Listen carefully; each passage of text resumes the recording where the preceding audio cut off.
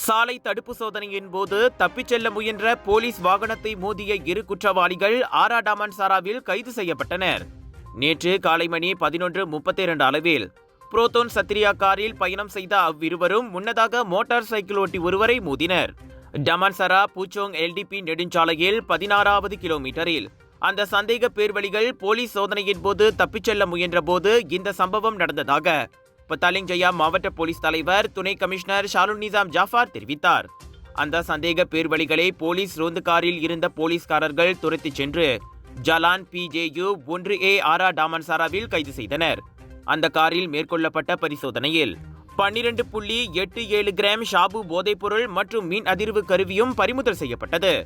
காரை ஓட்டிய நபர் இதற்கு முன் போதைப்பொருள் உட்பட 16 பழைய குற்ற செயல்களில் சம்பந்தப்பட்டிருந்ததாக விசாரணையில் தெரியவந்தது. இரண்டாவது சந்தேக பேர்வழி இதற்கு முன் ஒரு குற்ற செயல் பின்னணியை கொண்டிருந்ததாக ஷாருல் நிசாம் கூறினார். விசாரணைக்காக அந்த 2 நபர்களும் தற்போது தடுத்து வைக்கப்பட்டுள்ளனர்.